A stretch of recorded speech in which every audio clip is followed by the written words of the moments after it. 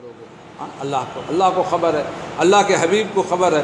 اللہ پاک، اللہ کے حبیب نے فرما دیا کہ دیکھو محنت کرو، اور محنت جب کرو گے تو ناگوار باتیں پیش آئیں گی، اس پر تم صبر کرنا، اللہ تعالیٰ کے ہاں اس کا بدلہ ہوگا۔ اب تو ساتھی مختلف مزاج، جب ایک ماں باپ کی اولاد ایک مزاج کے نہیں ہوتے تو آپ تو مختلف خاندانوں کے ہو، مختلف محلوں کے ہو، مختلف جگہوں کے ہو، تو ایک مزاج کیسے ہے نا؟ اس لیے میرے بھائی، اسی میں ہم سب کی ترقی، کسی ساتھی سے کچھ ہو گیا ہو، معافی تلاش، جو بندوں کی غلطیوں کو معاف کرتا ہے اللہ اس کے گناہوں کو معاف کرتا ہے، تو ہو جاتی، یہ انسانی فطرت ہے۔ صحابہ کرام میں یہ چیز ہوئی، رحماء بینہم، اللہ نے قیامت تک کے لیے صحابہ کی صفت کو بیان کیا ہے۔ مسلمانوں یہ جان لو میرے محبوب کے صحابہ آپس میں بہت رحم دل تھے۔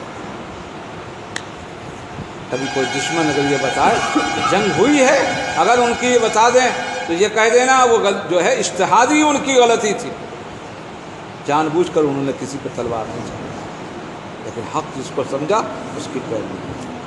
اللہ تعالیٰ نے پھر ان کو معاف کر دیا، اللہ تعالیٰ نے ان کو بخش دیا۔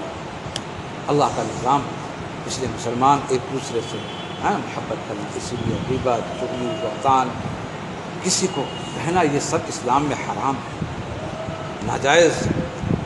اللہ تعالیٰ نے بالکل منع کیا ہے۔ شیطان اخیر میں آ کر کے نیکوں کو اسی برائیوں میں مبتلا کرتا ہے، جانتا ہے کہ یہ نماز تو چھوڑیں گے نہیں، چوری کریں گے نہیں، بڑے گناہ کریں گے نہیں، ان کے دل میں یہ بات ہے۔ کسی ساتھی سے حسد کر لینا، کسی خوبی کے اوپر حسد کیوں ہوتا ہے؟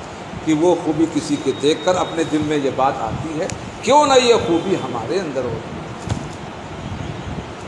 اس لیے بڑے بڑے لوگ کسی کی دکان اچھی چل رہی ہے اور سامنے والا ہے وہ اسی سے حسد کیے، کسی کو اللہ تعالیٰ نے علم زیادہ دے دیا، لوگ اسی سے حسد کیے، کسی کو اللہ نے عزت زیادہ دے دی، لوگ اسی سے حسد کیے۔ حالانکہ اپنے دل کو سمجھانا ہے، بھائی اللہ نے ہم کو بھی تو بہت سی نعمتیں دی ہیں، ہمارے بھائی کو ایک نعمت دے دی تو ہمیں رزق کی کیا ضرورت ہے؟ اللہ سے مانگے، اللہ ہمیں ہی دے دے، تو مقدر کی حالات نہیں کھائے گا۔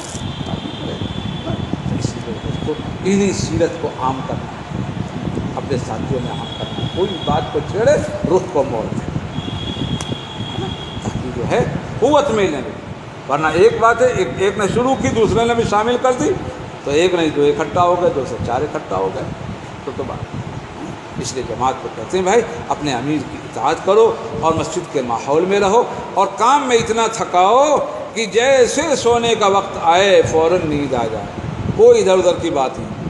ہمیں تو جو عمل کرنا ہے وہ 6 نمبر کے اندر ہے۔ ہمارا دوست ہے تو دوست سے کہیں گے بھائی کچھ ایمان کی بات سناؤ، کچھ عبادت کی بات سناؤ، کچھ علم کی بات سناؤ، کچھ اخلاق کی بات سناؤ، اللہ کے لیے کیسے ہم لوگ اخلاص پیدا کریں یہ بتاؤ۔ جیسے 7ویں نمبر پر آئے، یہ تو منع، اللہ نے قرآن میں منع کیا ہے کہ ہمارے بندے تو لغو کام سے اپنے کو دور رکھتے ہیں، یہ کون سا کام شروع کرتے ہیں؟